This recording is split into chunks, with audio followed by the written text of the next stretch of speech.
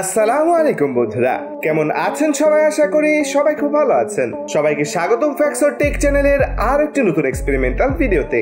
বন্ধুরা, আপনারা তো এই ধরনের মিট গ্রাইন্ডার অবশ্যই দেখেছেন, যেটার মধ্যে মাংস দিয়ে মাংসগুলোকে কিমা কিমা করা হয়। তো বন্ধুরা, তখন কি হবে যখন এই মিট গ্রাইন্ডারের মধ্যে অন্য কিছু দিয়ে গ্রাইন্ড করা হবে?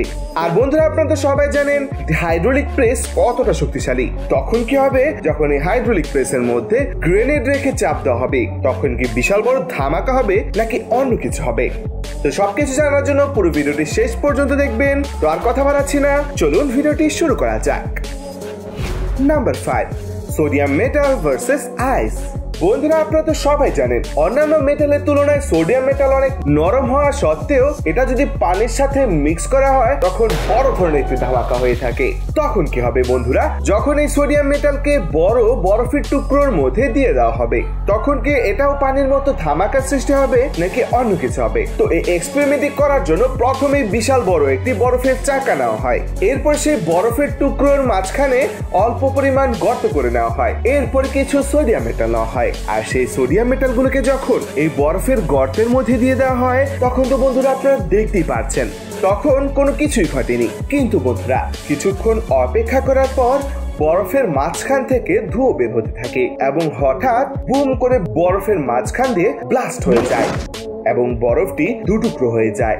তো বন্ধুরা, আপনারা তো দেখতেই পাচ্ছেন এই সোডিয়াম মেটাল কতটা ভয়ঙ্কর হতে পারে যদি এটা পানির সাথে মিক্স করা হয়।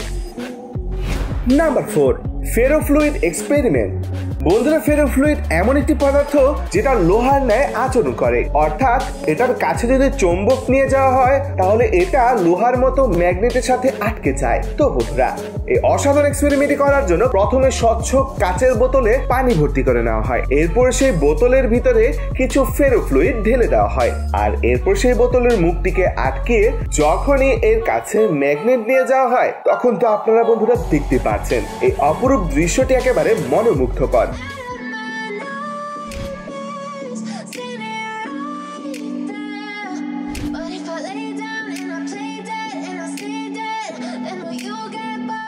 আপনার কাছে কেমন লেগেছে তা অবশ্যই কমেন্টে জানিয়ে দিবেন। Number 3, meat grinder. বন্ধুরা, আপনারা তো দেখতে পাচ্ছেন এই ধরনের মিট গ্রাইন্ডার দিয়ে গোস্তগুলোকে কিমা করা হয়। কিন্তু বন্ধুরা, তখন কি হবে যখন এই মিট গ্রাইন্ডারের মধ্যে অন্য কিছু দেওয়া হবে? তখন সেটাকে দেখতে কেমন দেখাবে চলুন এই এক্সপেরিমেন্ট থেকে দেখে আসি। তো বন্ধুরা, এই এক্সপেরিমেন্টে প্রথমে একটি মিট গ্রাইন্ডার নেওয়া হয়। এরপর এই মিট গ্রাইন্ডারের মধ্যে এমনই কিছু একটা ঢেলে দেওয়া হয়, কিন্তু এই জিনিসটাকে কি বলা হয় আসলে সেটা আমি বলতে পারছি না। আপনারা যদি জেনে থাকেন তাহলে অবশ্যই কমেন্টে জানিয়ে দিবেন, তাহলে আমি বুঝতে পারবো আপনারা অনেকটা এক্সপার্ট। মেশিনটাকে চালানো শুরু করা হয় তখন তো বন্ধুরা আপনারা দেখতে পাচ্ছেন এই মিট গ্রাইন্ডারের মাথার দিক দিয়ে কি যেন একটা বের হচ্ছিল, যেটাকে দেখে অনেক অদ্ভুত লাগছিল, আবার অনেকটা পাউডারের মতো লাগছিল।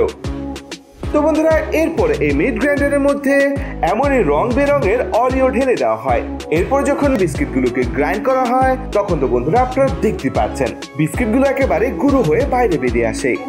এরপরে বন্ধুরা এমনই কিছু একটা নেওয়া হয়, আমি তো এটা চিনি, কিন্তু আপনারা এটাকে চিনেন কিনা তা অবশ্যই কমেন্টে জানিয়ে দিবেন, এবং কারা কারা এই জিনিসটা খেয়েছেন তাও অবশ্যই কমেন্টে জানিয়ে দিবেন। এরপরে যখন সেগুলোকে এই মিট গ্রাইন্ডারের মধ্যে দিয়ে মেশিনটাকে চালানো শুরু করা হয় তখন তো বন্ধুরা আপনারা দেখতে পাচ্ছেন এই মেশিনের মাথা দিয়ে কেমন আঠালো জিনিস বের হচ্ছে, যেটাকে দেখে একেবারে ঘিন ঘিন লাগছিল।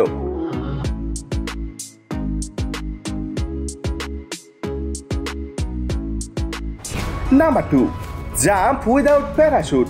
বন্ধুরা, আপনারা তো স্কাই ডাইভিং করতে দেখেছেন, আর বন্ধুরা এই স্কাই ডাইভিং করা হয়ে থাকে প্যারাশুটের মাধ্যমে। কিন্তু বন্ধুরা, তখন কি হবে যখন প্যারাশুট ছাড়াই প্লেন থেকে ঝাঁপ দেওয়া হবে? এখন আপনারা হয়তো ভাবছেন প্যারাশুট ছাড়া কে জাম্প দিতে যাবে? প্যারাশুট ছাড়া জাম্প দিলে তো সে একেবারে আলুর ভর্তা হয়ে যাবে। কিন্তু বন্ধুরা, এমনই ভয়ঙ্কর একটি এক্সপেরিমেন্ট করেছিলেন এই ব্যক্তিটি এত উপর থেকে প্যারাশুট ছাড়া ঝাঁপ দিয়েছিল যে অন্যান্য ব্যক্তিরা প্যারাশুট নিয়েই ঝাঁপ দিতে অনেক ভয় পাবে, কিন্তু সেই ব্যক্তিটির কোনো ভয় ছিল না, কারণ নিচে এমনই নেটের মাধ্যমে ট্রাম্পোলিন তৈরি করে রাখা হয়েছিল। ছিল। তিনি উপর থেকে ঝাঁপ দিয়ে এই নেটের উপরে পড়েছিলেন, আর লোকটি যখন নিচে ঝাঁপ দিয়েছিলেন তখন তাকে পর্যবেক্ষণ করার জন্য তার আশেপাশে আরো কয়েকজন ছিল। আর বন্ধুরা আপনারা তো দেখতে পাচ্ছেন উপর থেকে নিচের দৃশ্যটা কতটা ভয়ানক লাগছিল। আর এত উপর থেকে ঝাঁপ দেওয়ার পরেও অনেক চেষ্টার ফলে লোকটি সফলভাবে নিচে সেই ট্র্যাম্পোলিনের মধ্যে ঝাঁপ দেয়। আর কত গতিতে উপর থেকে নিচে পড়ে সেটা তো আমাকে আর বলতে হবে না, আপনারা তো বন্ধুরা বুঝতেই পারছেন। আর বন্ধুরা তার ল্যান্ডিং এ যদি একটু এদিক ওদিক হতো তাহলে তার কি অবস্থাটাই না হতো, তার হাড্ডি মাংস মিলে হয়তো বা ভর্তা হয়ে যেত।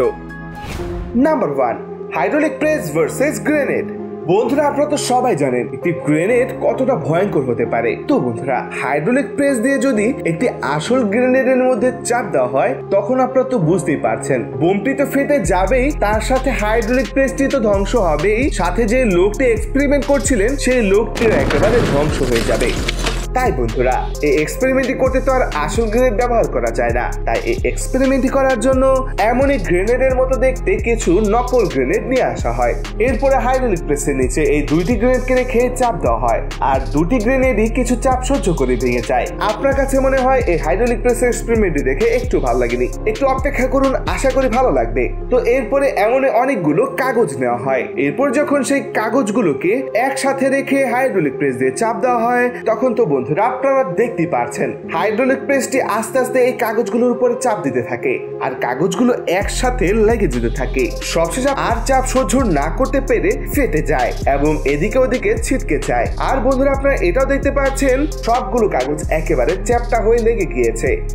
এরপরে বন্ধুরা এমনই কিছু পলিথিনের রোল নেওয়া হয়। এরপরে যখনই হাইড্রোলিক প্রেস দিয়ে এই পলিথিনের রোলের উপরে চাপ দেওয়া হয় তখন তো বন্ধুরা আপনারা দেখতে পাচ্ছেন পলিথিনটি আস্তে আস্তে চ্যাপ্টা হতে থাকে। আর সবশেষে আপনারা এটা দেখতে পাচ্ছেন পলিথিন গুলো এতটাই চ্যাপ্টা হয়ে যায় যে নরম পলিথিন একেবারে শক্ত হয়ে প্লাস্টিক হয়ে গিয়েছে।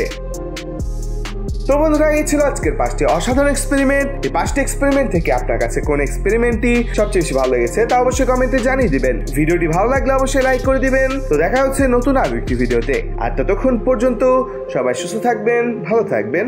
আল্লাহ হাফেজ।